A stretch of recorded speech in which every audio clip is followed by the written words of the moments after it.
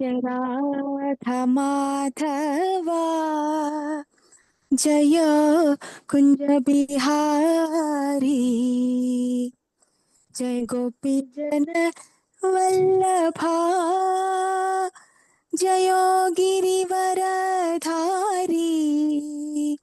जयो गिरिवरधारी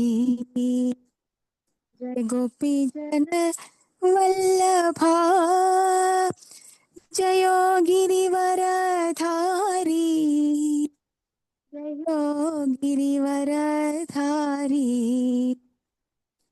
यशोदनन्दन व्रज जनरञ्जन यशोदनन्दन व्रज जनरञ्जन यमुनातीरवन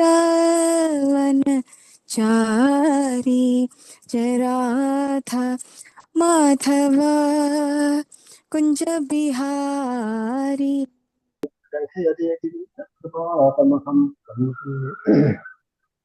ब्रह्मानन्दमाधवं श्रीगुरुं दीनधारिणं श्रीचैतन्य ईश्वरम् ओं नमो भगवते वासुदेवाय कृष्णं नारायणं वन्दे कृष्णं वन्दे व्रजप्रियं कृष्णं द्वैपायनं वन्दे कृष्णं वन्दे प्रदासुतं सच्चिदानन्दरूपाय विश्वोत्पत्त्यादिहेतवे तापत्रयविनाशाय श्रीकृष्णाय वयं नमः वसुदेवसुतं देवं कंसचाणूरमर्दनं देवकी परमानन्दं कृष्णं वन्दे जगद्गुरुं कृष्णं वन्दे जगद्गुरुं श्रीकृष्ण श्रीगुरुभ्यो नमः श्रीलप्रभुपाद की जय ओम अज्ञानतिमिरान्धस्य ज्ञानाञ्जनशलाकया चक्षुरुन्मीलितं येन तस्मै श्रीगुरवे नमः नमो ओं विष्णुपादाय कृष्णप्रेष्ठाय भूतले श्रीमते भक्तिवेदान्तस्वामिनिधि नाम्ने नमस्ते सारस्वते देवे गौरवाणी प्रचारिणे सर्वशेषशून्यवादी पाश्चात्यदेशतारिणे जय श्रीकृष्ण चैतन्य प्रभु नित्यानंद श्री अद्वैत गदाधर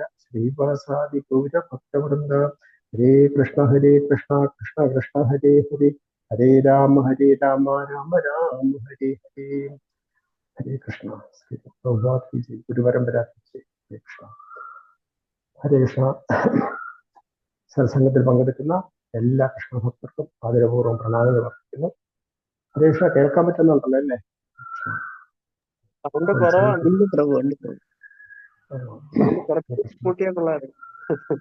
പരമാവധി ശ്രമിക്കാം. കാരണം വീഡിയോ കൂടെ ഓൺ ചെയ്തുകൊണ്ട് ഇയർഫോൺ ഉപയോഗിക്കുന്നുണ്ട്. പക്ഷെ എന്നാലും അതിന് വേണ്ടത്ര സൗണ്ട് കിട്ടുന്നില്ല. എന്റെ ശബ്ദം പൊതുവെ കുറവാണ്, അതുകൊണ്ടാണ്. എന്നാലും ഞാൻ ശ്രമിക്കാം. ഹരേ കൃഷ്ണ. ഇന്നലെ രാജമാതയെ വിളിച്ച പോലെ അപ്രതീക്ഷിതമായിട്ടങ്ങാണ് വിളിച്ചാലോ എന്ന് കരുതി. അങ്ങനെയാണെങ്കിൽ എടുത്ത് പറയണം എന്നിങ്ങനെ മനസ്സിൽ ആലോചിച്ചിരുന്നതാണ്. അപ്പൊ ഭാഗവതത്തിലെ ഏതെങ്കിലും ഒന്നോ കഥകൾ പറയാം എന്നാണ് ഉദ്ദേശിച്ചിരുന്നത്. പക്ഷേ ഇന്നലെ മാതാജി കാണിച്ചു തന്ന വഴി അതിനേക്കാളൊക്കെ ആകർഷകമായി തോന്നി. നമ്മുടെ ഹിമാലയം നമുക്ക് എല്ലാവർക്കും ഒരു ദൗർബല്യമാണ്, അതുപോലെ നമ്മുടെ വൃന്ദാവനവും. അതിനേക്കാളുള്ള അപ്പുറത്ത് അല്ല ഭാഗവത കഥകൾ. അതുകൊണ്ട് ആ വഴിയൊന്ന് സഞ്ചരിക്കുന്നതിനെ കുറിച്ച് ആലോചിച്ചപ്പോൾ അതാണ് കുറച്ചുകൂടെ എല്ലാവർക്കും ഇഷ്ടപ്പെടുക എന്ന് എനിക്ക് തോന്നി. കാരണം നമ്മളൊരു തീർത്ഥാടന സ്ഥലത്ത് പോയാൽ അവിടുത്തെ അനുഭവങ്ങൾ പറയുന്നതാണ് കഥ പറയുന്നതിനേക്കാൾ കൂടുതൽ ആസ്വാദ്യകരമെന്ന് തോന്നി. അതുകൊണ്ട് ഞാനും അങ്ങനെ ഒരു പാത സ്വീകരിക്കാം എന്ന് കരുതുന്നു. പിന്നെ ജീവിതത്തിലെ ഏതാനും ചില അപൂർവ സന്ദർഭങ്ങൾ ഓരോരുത്തരുടെ ജീവിതത്തിൽ ലഭിക്കും. അതുപോലെ എനിക്കും ഒന്ന് രണ്ട് അപൂർവ അനുഗ്രഹങ്ങളായിട്ട് കിട്ടിയിട്ടുള്ള ഒന്ന് രണ്ട് സന്ദർഭങ്ങളുണ്ട്. അതധികം മലയാളികൾക്ക് വളരെ കുറച്ചു പേർക്ക് മാത്രം ലഭിച്ചിട്ടുള്ള ഒരു സൗഭാഗ്യമാണ്. അതിൽ ഓർമ്മയിൽ വരുന്ന ഒന്ന്, ഇപ്പൊ എല്ലാവരും മകരവിളക്ക് കഴിഞ്ഞു. സദ്യവല്ല സന്നിധാനത്തിലെ പൊന്നമ്പല വെച്ച് മകരവിളക്ക് തെളിയുന്നത് മിക്കവരും നേരത്തെ മുതലൊക്കെ ടി വിയിലൊക്കെ നമ്മൾ നേരിട്ട് അനവധി തവണ കണ്ടിട്ടുണ്ട്. അത് വിളക്ക് കത്തിക്കുന്നതാണെന്ന് ഇപ്പൊ എല്ലാവർക്കും അറിയാം. പണ്ട് അതിനെക്കുറിച്ച് വിവാദങ്ങൾ ഉണ്ടായിരുന്നു. തന്നെ കത്തുന്നതാണെന്നും ദേവന്മാര് കത്തിക്കുന്നതെന്നും ഒക്കെ പറഞ്ഞ് ആളുകൾ പ്രചരിപ്പിച്ചിരുന്നു. പക്ഷെ ഏതാണ്ട് ഒരു 40 വർഷത്തിന് മുമ്പ് ഒരു സുവർണ അവസരം എനിക്ക് കിട്ടി. അവിടെ പൊന്നമ്പലമേട്ടിൽ പോകാനും ആ ദീപം തെളിയിക്കുന്നത് തൊട്ടടുത്ത് നിന്ന് കാണാനും അങ്ങനെ ഒരു അസുലഭ അവസരം ലഭിച്ചിരുന്നു. ഓർമ്മയിലുള്ള ഏറ്റവും മറക്കാനാവാത്ത ഒരു നിമിഷമാണ്. പിന്നീട് 2 തവണ കൂടെ പൊന്നമ്പലം പോകാൻ സാധിച്ചിട്ടുണ്ട്. മൊത്തം 3 തവണ ഭഗവാന്റെ പൊന്നമ്പലമേട് എന്ന ദിവ്യപ്രദേശം സന്ദർശിക്കാൻ കഴിഞ്ഞിട്ടുണ്ട്. അതുപോലെ ഓർമ്മയിലുള്ള ഒരു അനുഭവമാണ് നമ്മുടെ തിരുവനന്തപുരത്ത് ആറ്റുകാൽ പൊങ്കാല അത് ആ സമയത്ത് യജ്ഞഭൂമിയായിട്ട് മാറും. നമ്മൾ കുറേയേറെ പേര് അതിൽ പങ്കെടുത്തിട്ടുണ്ടാകും, ഓർമ്മയിലും ഉണ്ടാകും. എനിക്കും അതിനുള്ളൊരു ഭാഗ്യം കിട്ടി. 3 തവണ അവിടെ പൊങ്കാലയിടാൻ പോകുന്നതിന് കുടുംബത്തോടൊപ്പം പോകാൻ. പക്ഷേ അവിടെ അനുഭവം വേറെ അനുഭവമാണ് എന്നെ ആകർഷിച്ചത്.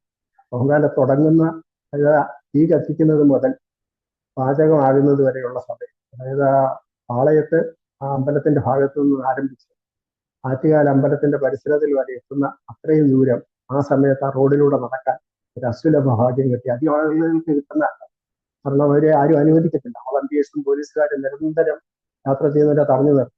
അപ്പം പ്രത്യേക പാസ്സുള്ള അപൂർവ കുറച്ചു പേർക്ക് അങ്ങനെ ഒരു യാത്ര അനുവദിക്കാറുണ്ട്. അതും വർഷങ്ങൾക്ക് മുമ്പാണ്.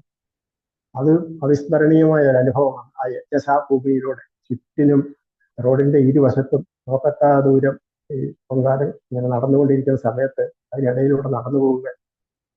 അപ്പൊ ആ 2 അവിസ്മരണീയമായ അനുഭവങ്ങൾക്ക് ശേഷം പിന്നെ എനിക്ക് വളരെ വർഷങ്ങൾക്ക് ശേഷം കഴിഞ്ഞ വർഷം വൃന്ദാവനത്തിൽ പോകാനൊരു സൗഭാഗ്യം ഭഗവാന്റെ കൃപയിൽ കിട്ടി. അപ്പൊ അങ്ങനെ വൃന്ദാവന യാത്ര പോയി. നമ്മളിപ്പോൾ നമ്മുടെ ഗ്രൂപ്പിലുള്ളവരിൽ ഒരുപാട് പേര് പോയിട്ടുണ്ടാകും. അപ്പൊ അങ്ങനെ വൃന്ദാവനത്തിൽ പോകാൻ സാധിച്ചു ഭഗവാന്റെ കൃപ കൊണ്ട്. പിന്നെ ഗുരുക്കന്മാരുടെ കൃപയെന്ന് വേണം പറയാൻ. അവസാന സമയത്ത് തിരിച്ചു പോരേണ്ട അന്ന് ആണ് രാധാ ദാമോദർ ക്ഷേത്രത്തിൽ പോകാനേക്ക് അവസരം ലഭിച്ചത്. അതും ഒരു ഒരു പ്രത്യേക അനുഭവമായിരുന്നു, പറഞ്ഞറിയിക്കാൻ പറ്റാത്ത ഒരു അനുഭവം. അതിന്റെ പിന്നിൽ ഒരു വ്യക്തി, എനിക്ക് പോലും അറിയപ്പെടാത്ത ഒരു വ്യക്തിയുടെ ഒരു നിർദ്ദേശം ഉണ്ടായിരുന്നു. അങ്ങനെയാണ് എനിക്ക് അവിടെ പോകാൻ സാധിച്ചത്. അപ്പൊ ഈ വൃന്ദാവന യാത്രയെ കുറിച്ച് പറയുന്നതിന് മുമ്പ് അതിന് കഴിഞ്ഞിട്ട് എനിക്കൊരു അനുഭവം ഉണ്ടായി. അപ്രതീക്ഷിതമായിട്ട് ഋഷികേശിലും ഹരിദ്വാറിലും പോകാൻ അതുപോലെ അനുഗ്രഹം തന്നു. അത് ഇന്നലെ മാതാജി കഥകൾ ഹിമാലയത്തിലെയും ഹരിനാഥിലെയും കഥകൾ പറഞ്ഞപ്പോൾ ആ അനുഭവം അപ്പോൾ ഒരവസരം കിട്ടിയാൽ പങ്കുവയ്ക്കണമെന്ന് എനിക്ക് മനസ്സിൽ തോന്നി. കാരണം കഴിഞ്ഞ വർഷം ഫെബ്രുവരി മാസത്തില് 20-നാണ് വൃന്ദാവനത്തിലേക്ക് പോയത്. അപ്പൊ അത് കഴിഞ്ഞ് വൃന്ദാവന യാത്രയ്ക്ക് ശേഷം പിന്നീട് അതിൽ നിന്ന് മാറി ഫാമിലിക്കൊപ്പം യാത്ര തുടരുകയായിരുന്നു. അപ്പോൾ എൻ്റെ 2 മക്കള്, പെൺകുട്ടികളുള്ള മക്കളുണ്ട്. അവരും ഭാര്യയും ഉൾപ്പെടെ ഞങ്ങൾ 4 പേര് ചേർത്താണ് ആ യാത്ര പോയത്. അപ്പൊ ആ യാത്രയില് ഞങ്ങള് അയോധ്യയിൽ പോകാൻ പ്ലാൻ ഇട്ടിരുന്നു. അപ്പൊ അത് അവിടെ കുംഭമേള സമാപിക്കുന്ന ദിവസമായിരുന്നു. അവിടുത്തെ തിരക്കിനെ കുറിച്ചുള്ള വാർത്തകൾ കിട്ടിയപ്പോൾ പെട്ടെന്ന് തന്നെ ആ പരിപാടി ഞങ്ങൾ ഒഴിവാക്കി. വളരെ തിരക്കിൽ പോയിട്ട് കാര്യമില്ല, അവിടെ അയോധ്യയിൽ പോകാനും ബുദ്ധിമുട്ടായിരിക്കും. കാരണം ഈ വഴി കൂടെ വേണം പോകാൻ, രണ്ടും അടുത്തടുത്താണ് വരുന്നത്, ഈ കുംഭമേള നടന്ന സ്ഥലവും അയോധ്യയിൽ. അപ്പൊ അതുകൊണ്ട് ഞങ്ങൾ പെട്ടെന്ന് ആ യാത്ര മാറ്റി വെച്ചിട്ട് നമുക്ക് ഹിമാലയത്തിലെ ഏതെങ്കിലും സ്ഥലത്തേക്ക് പോകാനും പെട്ടെന്ന് അറേഞ്ച് ചെയ്തതാണ്. അപ്പൊ അങ്ങനെയാണ് ഋഷികേശും ഹരിദ്വാറും അങ്ങനെ സന്ദർശിക്കാൻ തീരുമാനിച്ചു. അത് യാദൃശ്യമായിട്ട് സംഭവിച്ചതാണ്. അങ്ങനെ ഞങ്ങള് വൃന്ദാവനത്തിൽ നിന്ന് ഡൽഹിയിലേക്ക് പോയി. ഡൽഹിയില് ചെന്നിട്ട് അവിടെ സ്റ്റേ ചെയ്തില്ല. അവിടുന്ന് അതിന് പകരം ഞങ്ങൾ നേരെ ഹരിദ്വാറിലേക്ക്,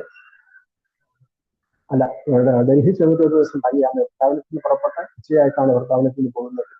അവിടെ ചെന്ന് ഡൽഹിയിൽ തങ്ങിയിട്ട് എയർപോർട്ട് അടുത്തൊരു സ്ഥലത്ത് തങ്ങിയിട്ട് ഞങ്ങൾ പിറ്റേ ദിവസം രാവിലെ നേരെ ഹരിദ്വാറിലേക്ക് പോയി.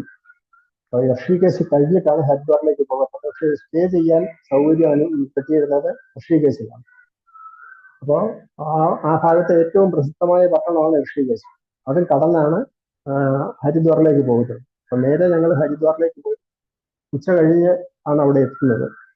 ഹരിദ്വാറിൽ ചെന്നിട്ട് അന്ന് ഞങ്ങൾ അവിടെ ഒരു ടെമ്പിൾ സന്ദർശിക്കാൻ പ്ലാൻ ഇട്ടിരുന്നു. അതെല്ലാം മുൻകൂട്ടി നമുക്ക് അറിയുന്നുള്ള സ്ഥലങ്ങളൊന്നും അല്ല. മക്കള് ഇന്റർനെറ്റിലൊക്കെ നോക്കി അറേഞ്ച് ചെയ്തതാണ്.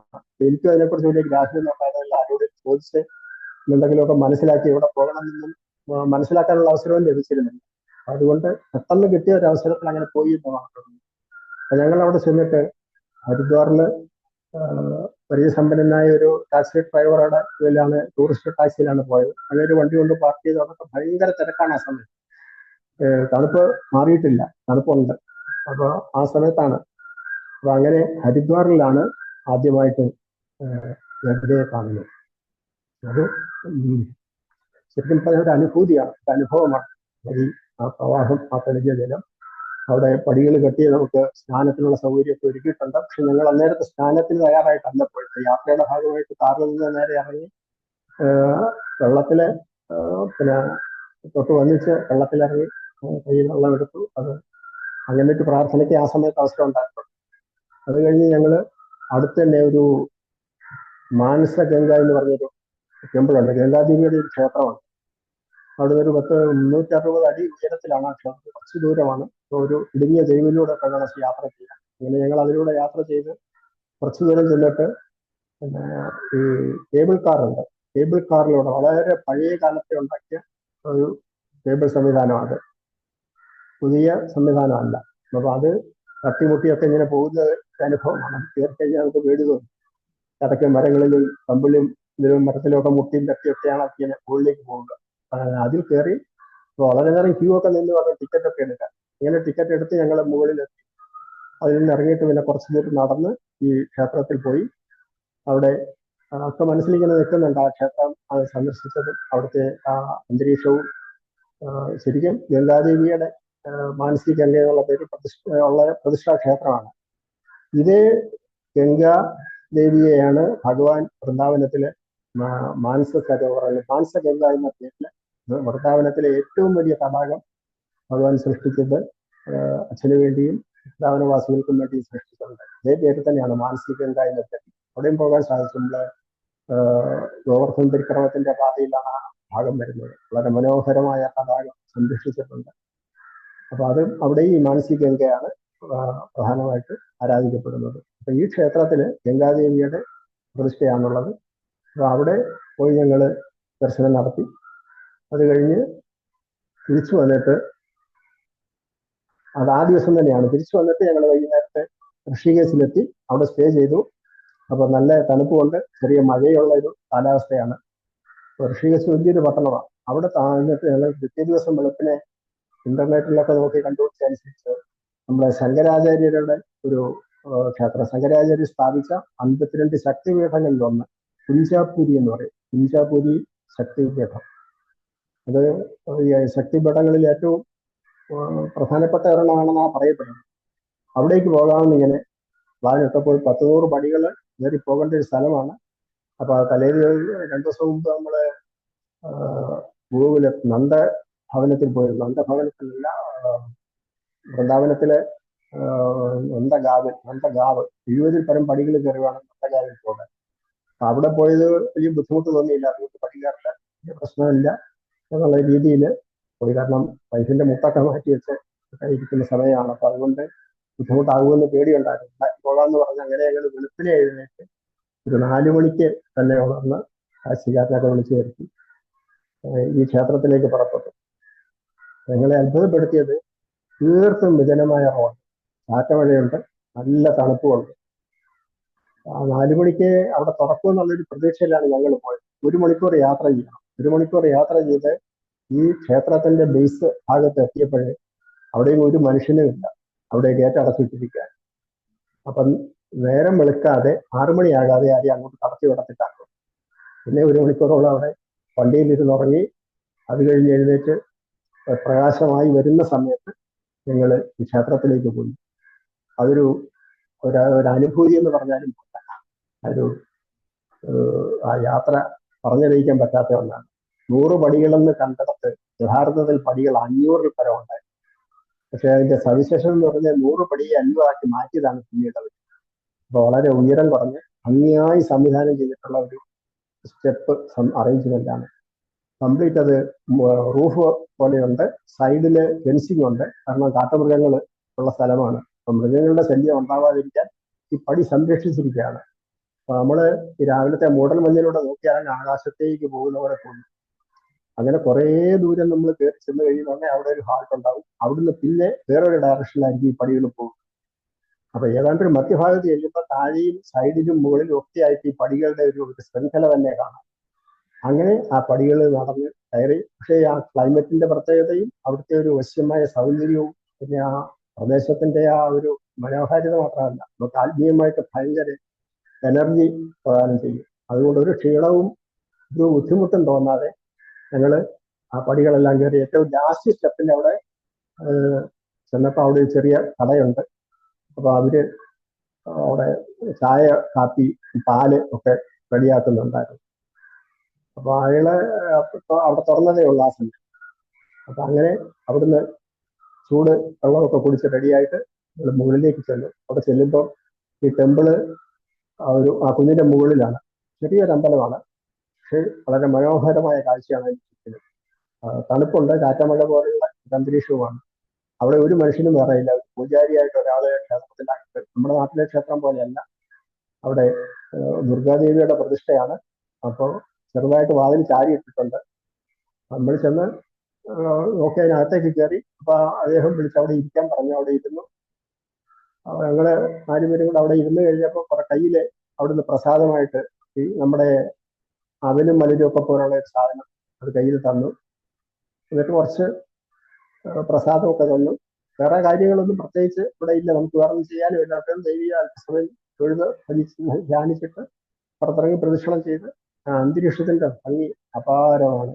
മലയുടെ മുകളിൽ ചുറ്റുപാടും കൈലാസത്തിന്റെ ഹിമാലയത്തിന്റെ പർവ്വത ശിഖരങ്ങളും ആ മലയുടെ ആ വശ്യമായ സൗന്ദര്യവും ആ കാലാവസ്ഥയുടെ പ്രത്യേകതയും എല്ലാം നമ്മളെ ഒരു പ്രത്യേക ലോകത്തിലാണ്.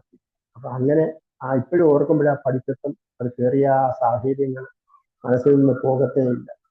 അവിടെ നിന്ന് തിരിച്ചു വന്നു കഴിഞ്ഞ് ഞങ്ങള് കാത്തോടിയൊക്കെ കഴിഞ്ഞ് പിന്നീട് രണ്ടാമത് പ്രസിദ്ധമായ ഒരു ക്ഷേത്രത്തിലേക്ക് പോയി. അത് മഹാദേവന്റെ ഒരു പ്രതിഷ്ഠയാണ്. ഇത് ശിവഭഗവാന് പാലാഴി മഥന കാലത്ത് കാളകൂട വിഷം കഴിച്ച് ആ വിഷം ശമിപ്പിക്കാൻ വേണ്ടി അയാളുടെ 60,000 വർഷം അവിടെ തപസ് ചെയ്തു എന്നാണ് ഐതിഹ്യം പറയുന്നത്. നീലകണ്ഠ പർവ്വതം നാട്ടിലെത്തിയത് അതൊരു പ്രസിദ്ധമായൊരു സ്ഥലമാണ്. അതും ഋഷികേശിൽ നിന്ന് 1.5 മണിക്കൂർ യാത്ര ചെയ്ത് പോകണം. ആ പോകുന്ന വഴിയിലാണ് കേദാർനാഥ്, ബദരീനാഥ്, പിന്നെ അതുപോലുള്ള ഹിമാലയത്തിലെ പ്രസിദ്ധങ്ങളായ എല്ലാ സ്ഥലങ്ങളിലേക്കുള്ള വഴി ആരംഭിക്കുന്ന അവിടെ നിന്നാണ്. ഗംഗോത്രി, യമുനോത്രി, ഗോമുഖ്, കേദാർനാഥ്, ബദരീനാഥ് ഇങ്ങനെയുള്ള സ്ഥലങ്ങളിലേക്കെല്ലാം ഉള്ള വഴികൾ ഈ ഋഷികേശിൽ നിന്നാണ് പോകുന്നത്. ആ റോഡിൽ കൂടെ കുറെ ദൂരം പോയിട്ടാണ് നമ്മൾ ഈ നീലകണ്ഠ പർവ്വതത്തിലേക്ക് എത്തിക്കുന്നത്. അപ്പൊ ആ പ്രദേശങ്ങളിലേക്കുള്ള യാത്രികരൊക്കെ ആ സമയത്ത് കുറവാണ് ആളുകൾ. വാഹനങ്ങളിൽ പോകുന്നവരുണ്ട്, പ്രത്യേകതരം ചെറിയ ചെറിയ വാഹനങ്ങളിലൊക്കെ പോകുന്നവർ, പിന്നെ ചെറിയ ബസ്സുകൾ പോലുള്ളതുണ്ട്.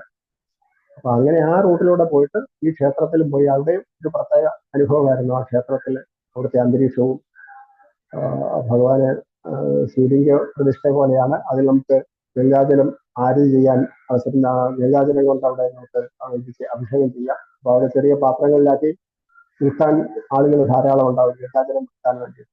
അപ്പൊ നമ്മളത് തത്വരണം വാങ്ങിച്ചു കഴിഞ്ഞാൽ അതിനകത്ത് കൂവളത്തലയും ഉണ്ടാകും, ഈ ഗംഗാജലവും ഉണ്ടാകും. അത് ഭഗവാന് നമുക്ക് തന്നെ സമർപ്പിക്കാം. പൂജാരിയുടെ സേവനം നമ്മുടെ നാട്ടിലെ പോലെ അങ്ങനെയല്ല, നേരിട്ട് നമുക്ക് തന്നെ ചെയ്യാം. അങ്ങനെ ഒരു പ്രത്യേക ഒരു അനുഭവമാണ് ആ സ്ഥലത്തുണ്ടായത്. അപ്പൊ അങ്ങനെ ആ 2 ഹിമാലയത്തിലെ പ്രധാനപ്പെട്ട 2 ക്ഷേത്രങ്ങളിൽ അത് കഴിഞ്ഞ് തിരിച്ചു വന്നിട്ടാണ് ഞങ്ങള് ഋഷികേശിലെ സ്നാനഘട്ടിൽ പോയത്. അവിടെ ഗംഗാ സ്നാനം നടത്താനും അത് ഒരു സ്മരണീയമായ ഒരു ഓർമ്മയായിട്ടൊക്കെ നിൽക്കുകയാണ്. അത് കഴിഞ്ഞിട്ട് അന്ന് വൈകിട്ട് പ്രസിദ്ധമായ ഗംഗാ ആരതി കാണാൻ. ഗംഗാരതികൾ ഒരുപാട് സ്ഥലത്ത് നടക്കും. അതിൽ ഏറ്റവും വലിപ്പമേറിയ ഒരു സംവിധാനങ്ങൾ അറേഞ്ച് ചെയ്തിരിക്കുന്നതാണ് ഈ ഋഷികേശ്. അപ്പൊ അവിടുത്തെ ഗംഗാ ആരതി കാണാനുള്ള ഒരു സൗഭാഗ്യം കിട്ടി.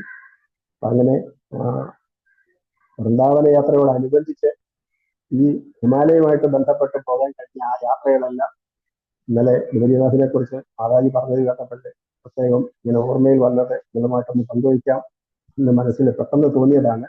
അപ്പൊ അങ്ങനെ പോയി എന്നുള്ളതിന്റെ ആ ഒരു അനുഭവ വിവരണമാകുമ്പോൾ കുറച്ചുകൂടെ അത് ഒരു പ്രത്യേകത ഉണ്ടാകുമല്ലോ എന്ന് കരുതിയാണ് ഞാനത് പറഞ്ഞത്. പിന്നെ ഞങ്ങള് വൃന്ദാവന യാത്രയെ കുറിച്ച് പറയുകയാണെങ്കിൽ ഞങ്ങള് ചെന്നിട്ട് നേരെ ആദ്യം പോയത് യമുനാ സ്നാനത്തിനാണ്. യമുനാ സ്നാനം കഴിഞ്ഞ് നേരെ ഇസ്കോൺ ടെമ്പിളിൽ പോയി പ്രഭുവാചാര്യയുടെ പ്രതിമയ്ക്ക് ചുറ്റും പ്രദക്ഷിണം ചെയ്തു. അവിടെ നിന്ന് നാമം ജപിച്ചു. അത് കഴിഞ്ഞ് രാധാകൃഷ്ണൻ ഭഗവാന്റെ ക്ഷേത്രത്തിലെ കൃഷ്ണബലരാം ക്ഷേത്രത്തിൽ അവിടെ ആരതികളെല്ലാം കാണാനും, തുടർന്ന് ഞങ്ങൾ അതിനടുത്തുള്ള സ്ഥലത്താണ് താമസിക്കുന്നത്. അപ്പൊ അവിടെ താമസിക്കുന്ന എല്ലാ ദിവസവും രാവിലെ ഞാൻ ഒറ്റയ്ക്ക് രാവിലെ നിത്യവും ഉള്ള പോലെ എഴുന്നേറ്റ് നേരെ അവിടെ പോകും. 4 മണിയാകുമ്പോഴത്തേക്ക് അവിടെ 4 കഴിഞ്ഞിട്ട് അപ്പൊ ഈ ആരതികളിലൊക്കെ പങ്കെടുക്കാനും ആ പ്രദക്ഷിണങ്ങളിൽ പങ്കെടുക്കാനും അവിടുന്ന് നാമം ജപിക്കാനും ഒക്കെയുള്ള അവസരങ്ങൾ 3-4 ദിവസം കിട്ടിയിരുന്നു. അത് കഴിഞ്ഞിട്ടാണ് ബാക്കി സ്ഥലങ്ങളിലോട്ടൊക്കെ പോയത്. അതിന്റെ മറ്റൊരു ഡയറക്ഷനിലാണ് പ്രസിദ്ധമായ പ്രേം മന്ദിർ. ഈ രണ്ടിനും ഇടയ്ക്കുള്ള സ്ഥലത്താണ് ഞങ്ങൾ താമസിക്കുന്നത്. രണ്ടിടത്തേക്ക് നടന്നു പോകാൻ പ്രേം മന്ദിറിൽ നിന്ന് കയറാമെന്ന് വിചാരിച്ച് 3 തവണ ശ്രമിച്ചു. ജനബാഹുല്യം കാരണം അത് നടന്നില്ല. പിന്നീട് വളരെ ശ്രമപ്പെട്ട് ഒരു ദിവസം അതിനകത്ത് ഒന്ന് കടന്നുകൂടി ആ ഇല്യൂമിനേഷൻ ഉള്ള സമയത്ത് അത് ഒന്ന് കാണാൻ സാധിച്ചു. പക്ഷേ അമ്പലത്തിനകത്ത് കയറാൻ അന്നും എനിക്ക് സാധിച്ചില്ല.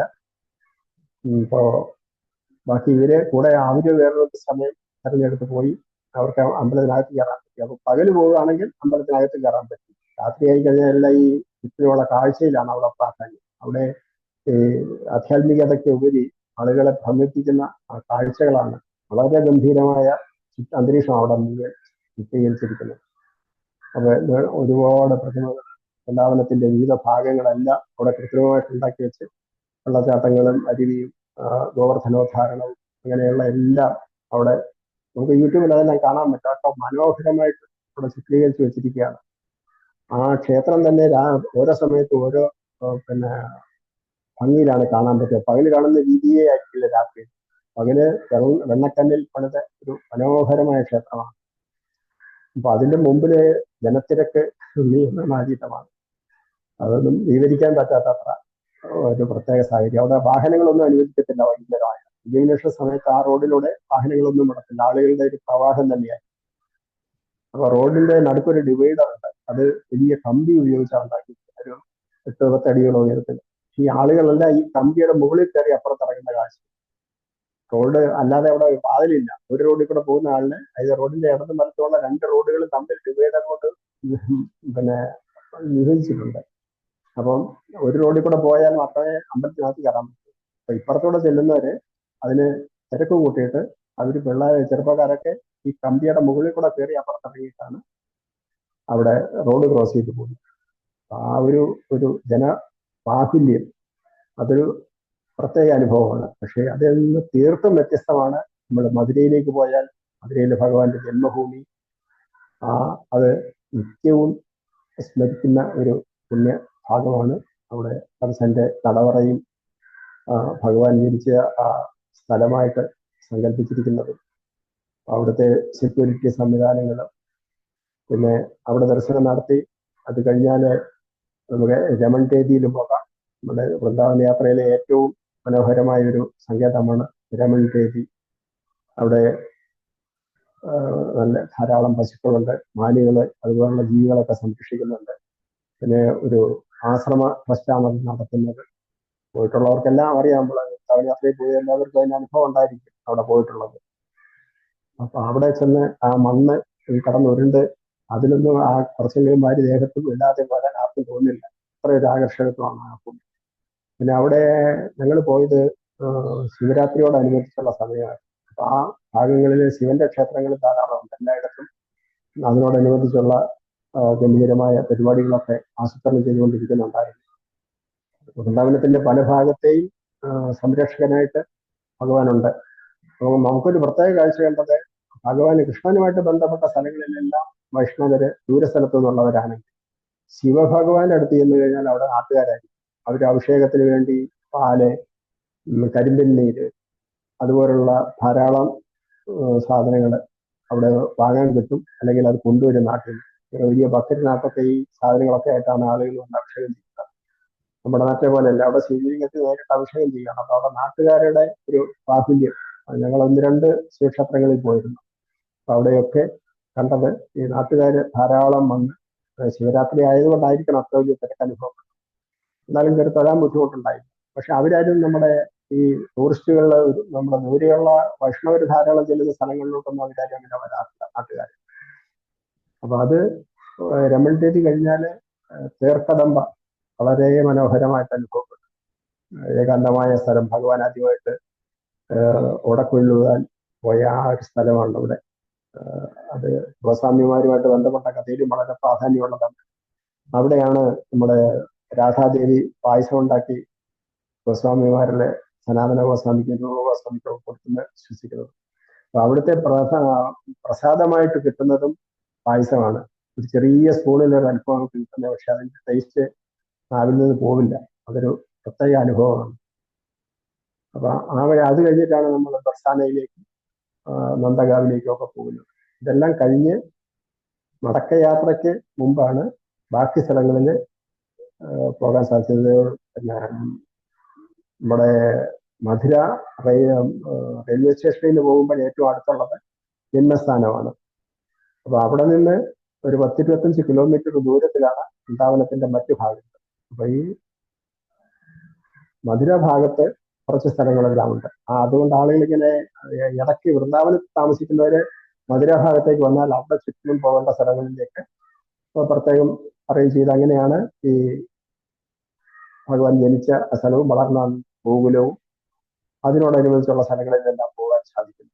പിന്നീടാണ് വൃന്ദാവനത്തിന്റെ മറ്റു ഭാഗങ്ങളിലേക്ക്, അതായത് അനവധി സരോവരങ്ങളുണ്ട്, അനവധി കുണ്ടുകളുണ്ട്. ഗോവിന്ദകുണ്ട്, ലളിതാകുണ്ട്, രാധാകുണ്ട്, ശ്യാംകുണ്ട്, ശന്തനുകുണ്ട്, അങ്ങനെ ഒരുപാട് കുണ്ടുകൾ, കുളങ്ങളായിട്ടുള്ളതുണ്ട്. പിന്നെ സരോവരങ്ങൾ എന്ന് പറഞ്ഞാൽ മാൻസരോവറുണ്ട്, കുസും സരോവറുണ്ട്, പ്രേം സരോവറുണ്ട്, ചന്ദ്ര സരോവറുണ്ട്, രാധാ സരോവറുണ്ട്, പാവന സരോവർ, അങ്ങനെ ഒരുപാട് പേരിലുള്ള സരോവരങ്ങളായിട്ട് വലിയ കുളങ്ങള് സംരക്ഷിച്ചിരിക്കുന്ന വലിയ തടാകങ്ങൾ എല്ലാം വളരെ മനോഹരമായിട്ട് സംരക്ഷിച്ചിട്ടുണ്ട്.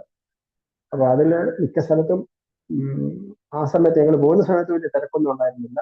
അതില് ഒരു എനിക്ക് തോന്നുന്നു കുസും സരോവറാണെന്ന് തോന്നുന്നു, അതിന്റെ തീരത്ത് വെച്ചിട്ടായിരുന്നു ഞങ്ങൾ ഉച്ചയ്ക്ക് ഭക്ഷണമൊക്കെ കഴിച്ച് വിശ്രമിച്ചത്. അപ്പൊ അവിടെയൊക്കെ നല്ല മനോഹരമായ കാഴ്ചകളും കുളത്തിന്റെ സംരക്ഷണവും രീതികളും ഒക്കെ നമുക്ക് വളരെ ആസ്വാദ്യമായിട്ട് തോന്നി. പിന്നീട്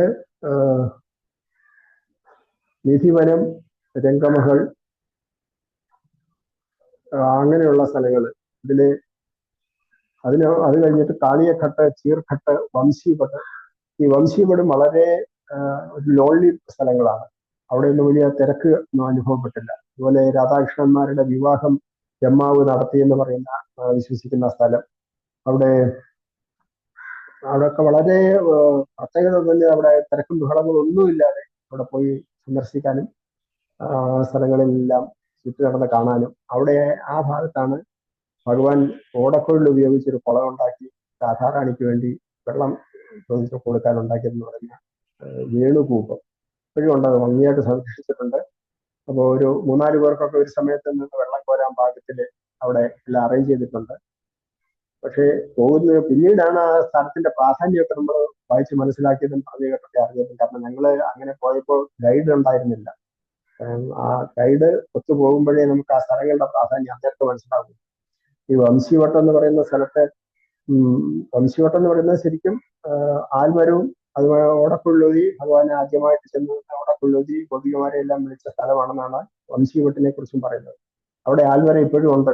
അവിടെ ചെല്ലുന്നവരെല്ലാം ആൽമരത്തിന് പ്രദക്ഷിണം ചെയ്യുകയും അതിനെ കെട്ടിപ്പിടിച്ച് അതിന്റെ ചെവി ചേർത്ത് വെച്ച് ഓരോരുത്തർക്ക് അനുഭവങ്ങൾ, ശബ്ദങ്ങൾ കേൾക്കാൻ കഴിയുമെന്നൊക്കെയാണ് അവിടെ പറയുന്നത്. അപ്പൊ അതിനോടനുബന്ധിച്ച് ആശ്രമം, അവിടെ ചെറിയൊരു ആശ്രമ സംവിധാനമൊക്കെ ഉണ്ട്. അപ്പൊ നമ്മൾ സാധാരണ ഈ ടൂറിസ്റ്റുകളായിട്ട് പോകുമ്പം ചില സ്ഥലങ്ങളിൽ അതിന് കൊണ്ടുപോകില്ല. ദൂരം കൂടുതലുള്ളിടത്ത്, റോഡ് സൗകര്യം കുറവുള്ളിടത്തൊക്കെ എല്ലാം ഗ്രൂപ്പായിട്ട് പോകുമ്പോൾ കൊണ്ടുപോകില്ല. ഇങ്ങനെ ചെറിയ സംഘമായിട്ട് പോകുമ്പോഴേ ചില സ്ഥലത്ത് പോകാൻ സാധിക്കും. നന്ദഗാവിലെ ഗ്രൂപ്പായിട്ട് പോരുന്നവർ അധികം പോകാറില്ല. കാരണം ഒരുപാട് സമയമെടുക്കും. ഈ പടികളൊക്കെ കയറിയാൽ മുകളിൽ പോകാൻ വേണ്ടിയിട്ട് ഒരുപാട് സമയം എടുക്കുന്നത് കൊണ്ട് അപ്പോൾ ചില ഗ്രൂപ്പുകാരുന്ന നന്ദഗാവിന് കൊണ്ടുപോകില്ല.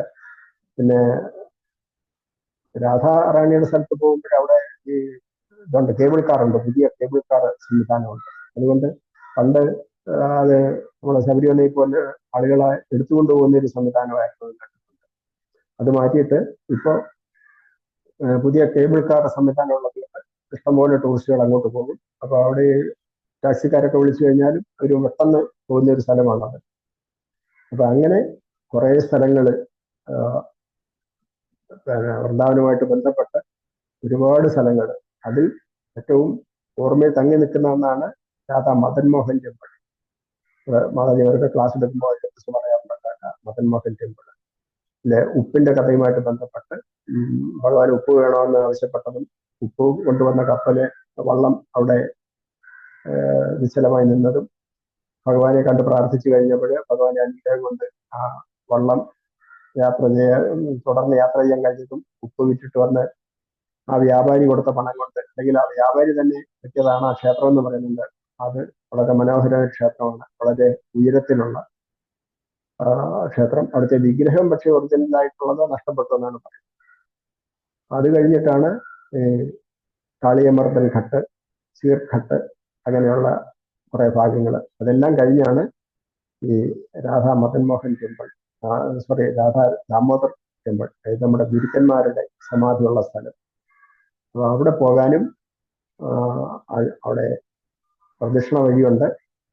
മുഴുവൻ ആ വഴിയുടെ ഇരുവശത്തും അനേകം ഗുരുക്കന്മാരുടെ, അവിടുത്തെ ഭക്തന്മാരായ അനവധി ഗുരുക്കന്മാരുടെ ശവകുടീരങ്ങളാണ്. അതിനിടയിൽ കൂടിയാണ് വളരെ ചെറുതും വലുതുമായിട്ടുള്ള അനവധി ശവകുടീരങ്ങൾ.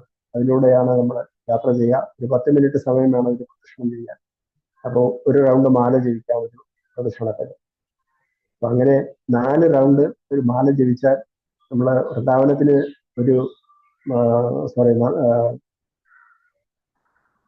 നമ്മുടെ പർവ്വതരാജനെ പ്രദക്ഷിണം ചെയ്യുന്ന ആ എഫക്റ്റ് ഉണ്ട് എന്നാണ് അവിടെ വിശ്വസിക്കപ്പെടുന്നത്. കാരണം ഗോവർദ്ധൻ ഗിരിരാജന്റെ ഒരു ശിലാഭാഗം അവിടെയുണ്ട്. ഭഗവാൻ തന്നെ നൽകിയ, ഗോസ്വാമിയാരിൽ ഒരാളിന് ഭഗവാൻ നൽകിയ ആ ശിലയുടെ ഭാഗം ആ ക്ഷേത്രത്തിലാണ് സൂക്ഷിച്ചിരിക്കുന്നത്. അപ്പൊ നമ്മൾ അതിന് പരിക്രമം ചെയ്യുമ്പോഴേ ആ ശിലയെ പ്രദക്ഷിണം ചെയ്യുന്നു എന്നുള്ളത് കൊണ്ട് അതിന് അവിടെ പൊതുവെ വിശ്വസിക്കപ്പെടുന്നത് എങ്ങനെയാണ്, 4 തവണ ആ പരിക്രമണ പാതയിലൂടെ വലത്ത് വയ്ക്കാൻ കഴിഞ്ഞാൽ ഗോവർദ്ധന പരിക്രമണത്തിന് തുല്യമായിട്ട് കണക്കാക്കുമെന്ന് പറയപ്പെടുന്നതിന്റെ കാരണം അതാണ്. അവിടെ ഗോസ്വാമിമാരുടെ എല്ലാ വിഗ്രഹങ്ങളും വളരെ വലിപ്പമുള്ള വിഗ്രഹ രൂപത്തിൽ അവരെ കാണാം. അതുപോലെ മഹാപ്രഭുവിന്റെ വലിയ ചിത്രം, അതെല്ലാം അവിടെ നമുക്ക് പ്രത്യേകമായിട്ട് മറ്റ് ക്ഷേത്രങ്ങളിൽ നിന്നുള്ളതിൽ തീർത്തും വ്യത്യസ്തമായിട്ട് തന്നെ അവിടെ ദർശിക്കാം. പിന്നെ അവിടുത്തെ ആരതിയും പ്രാർത്ഥനകളും അവിടെ ഇരുന്ന് നാമം ജീവിക്കാനുള്ള സൗകര്യം, അത് ഏതായാലും വളരെ ഓർമ്മയിൽ മായാതെ നിൽക്കുന്ന ഒരു ചിത്രമാണത്. കാരണം ഗുരുജനങ്ങളുടെ കൃപ നമുക്ക് ലഭിക്കണമെങ്കിൽ അവിടെ എപ്പോൾ പോയിട്ടുള്ളവരെല്ലാം അവിടെ പോയിട്ടുണ്ടാവും. ഒരു പക്ഷേ ആർക്കെങ്കിലും പോയില്ലെങ്കിൽ അവിടെ പോവുക എന്നുള്ളത് വലിയ സൗഭാഗ്യമായിട്ടാണ് നമ്മൾ പൊതുവെ കേട്ടിട്ടുള്ളത്. ഗുരുക്കന്മാരുടെ കൃപ നമുക്കുണ്ടെങ്കിൽ മാത്രമേ നമുക്ക് ഭക്തിയിൽ മുന്നേറാൻ കഴിയൂ. അങ്ങനെ ആ ഗുരുക്കന്മാരുടെ കൃപ കടാക്ഷം ഏറ്റവും കൂടുതൽ അവിടെ തെളിഞ്ഞു നിൽക്കുന്ന ഒരു സ്ഥലമാണ് ഇത്. പിന്നെ രാധാകുണ്ട്, ശ്യാംകുണ്ട്, അവിടെയും പോകാൻ ഞങ്ങൾക്ക് അവസരം ഉണ്ടായി. ജലം കയ്യിലെടുത്ത് ദേഹത്ത് തളിക്കാനും ആചരണം നടത്താനും ഒക്കെയുള്ള സൗഭാഗ്യം കിട്ടി. അങ്ങനെ വൃന്ദാവനത്തിന് ഗോവർദ്ധൻ പരിക്രമം നടത്താനുള്ള അവസരം ഉണ്ടായിരുന്നില്ല. ഓട്ടോറിക്ഷയിൽ പരിക്രമം നടത്തി. അതിനിടയ്ക്ക് ധാരാളം ക്ഷേത്രങ്ങളുണ്ട്. ഉദ്ധവകുണ്ട് മുതൽ ഈ മാൻസരോവർ എന്ന് പറയുന്ന അതിഗംഭീരമായ തടാകം ഉൾപ്പെടെ ധാരാളം സ്ഥലങ്ങൾ ആ യാത്രയിൽ കാണാൻ സാധിച്ചു. അങ്ങനെയുള്ള അനവധി യാത്രാ വിവരണങ്ങൾ, അങ്ങനെയുള്ള അനവധി കാര്യങ്ങൾ കാണാനും അതിലെല്ലാം പങ്കെടുക്കാനും ഒരു സൗഭാഗ്യം കഴിഞ്ഞ വർഷം ലഭിച്ചത് ഈ തരുണത്തിൽ നമ്മളൊക്കെ ആയിട്ട് പങ്കുവയ്ക്കണമെന്നൊരാഗ്രഹം തോന്നി. ഇങ്ങനത്തെ അവസരം പ്രഭു തന്നപ്പോൾ അപ്പൊ കഥ പിന്നീടായാലും പറയാം. ഇത് ഓർമ്മയിൽ നിൽക്കുന്നത് ഇത് പങ്കുവയ്ക്കണം എന്നുള്ള ഒരാഗ്രഹം കൊണ്ട് ഞാനിത് അവതരിപ്പിച്ചതാണ്. അപ്പൊ ഏതായാലും എല്ലാവരും ആ ഗോവർദ്ധൻ പരിക്രമത്തിലും രാധാദാമോദർ ക്ഷേത്രത്തിലെ നമ്മുടെ ഗുരുജനങ്ങളുടെ ശവകുടീരങ്ങളുടെയും ഒക്കെയുള്ള യാത്ര മനസ്സിലങ്ങനെ തങ്ങി നിൽക്കുന്നത് ഒരു അനുഭൂതിയായിട്ട് നിലനിൽക്കുകയാണ്. എല്ലാവരെയും ഈ പ്രഭാതത്തിൽ മനസ്സുകൊണ്ടെങ്കിലും നമുക്കൊന്ന് കൂട്ടിക്കൊണ്ടു പോകാനുള്ള ഒരു സൗഭാഗ്യം കിട്ടിയത് ഭഗവാന്റെ കൃപയായിട്ട് കണക്കാക്കുന്നു. ആ കൃപ നിങ്ങൾക്ക് എല്ലാവർക്കും ഉണ്ടാകട്ടെ എന്ന് ആത്മാർത്ഥമായിട്ട് പ്രാർത്ഥിക്കുന്നു. ഹരേ കൃഷ്ണ. ഇതിന് ഏതെങ്കിലും ഈ പറഞ്ഞ കാര്യങ്ങളെ കുറിച്ച് എന്തെങ്കിലും തെറ്റുകൾ സംഭവിച്ചിട്ടുണ്ടെങ്കിൽ സ്വയം ക്ഷമിക്കുക. എന്തെങ്കിലും സംശയങ്ങൾ കൂടുതലുണ്ടെങ്കിലും അറിയണമെന്ന് ആഗ്രഹമുള്ളവർ അതിൽ ചോദിക്കുകയാണെങ്കിൽ അറിയാവുന്ന മറുപടി പറയാം. ഹരേ കൃഷ്ണ. ഹരേ കൃഷ്ണ. പ്രഭു പ്രണാം. പ്രഭു ഹരേ കൃഷ്ണ. ഹരേ കൃഷ്ണ. കേശാന്ത പത്മനാഭ സ്വാമിക്ക് ജയ്. പെട്ടെന്നായിരുന്നു പാവം പ്രഭുവിന് ഇങ്ങനെ ഒരു പണി കൊടുത്തത്.